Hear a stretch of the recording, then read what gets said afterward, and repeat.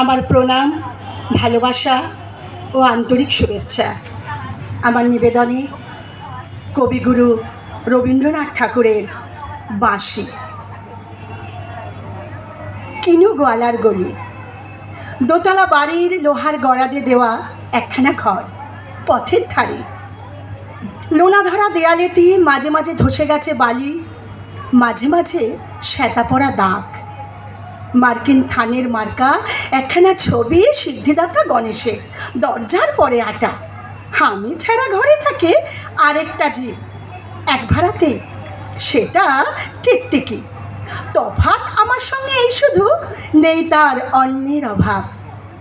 বেতন 25 টাকা, সদাগরি আপিসের কনিষ্ঠ কেরানি। খেতে পাই দত্তদের বাড়ির ছেলেকে পড়িয়ে। শিয়ালদা স্টেশনে যাই, সন্ধেটা কাটিয়ে আসি, আলো জ্বালাবার দায় বাঁচে। ইঞ্জিনের ধস বাঁশির আওয়াজ, যাত্রীর ব্যস্ততা, কুলি হাঁকাহাঁকি। 10:30 বেজে যায়। তারপরে ঘরে এসে নিরালা, নির্ঝুম, অন্ধকার। ধলেশ্বরী নদী তীরে পিসিদের গ্রাম। তার দেওরের মেয়ে অভাগার সাথে তার বিবাহে ছিল ঠিকঠাক। লগ্ন শুভ, নিশ্চিত প্রমাণ পাওয়া গেল। সেই লগ্নেই এসেছি পালিয়ে। মেয়েটা তো রক্ষে পেলে, আমি ততই বছর। ঘরেতে এলো না সে তো, মনে তার নিত্য আসা যাওয়া। পরনে ঢাকাই শাড়ি, কপালে সিঁদুর। বর্ষা ঘন ঘর, ট্রামের খরচা বাড়ে, মাঝে মাঝে মাইনেও কাটা যায়।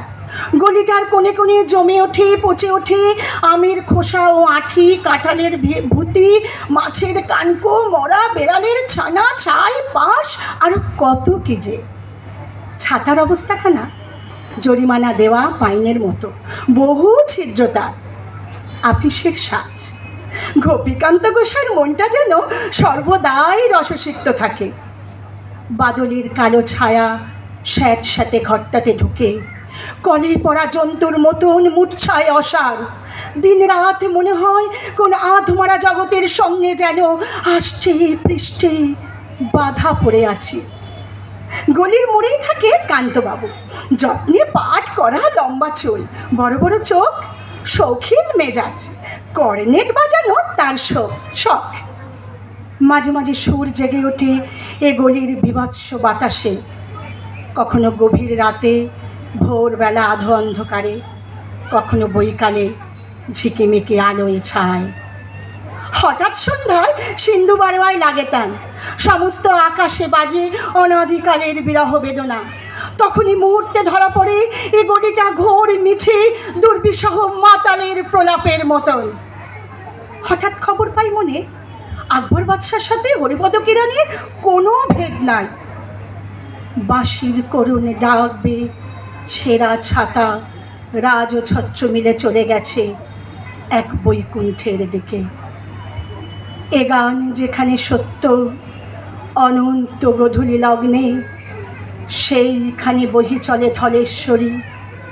তীরে তমালের ঘন ছায়া, আঙিনাতে যে আছে অপেক্ষা করে।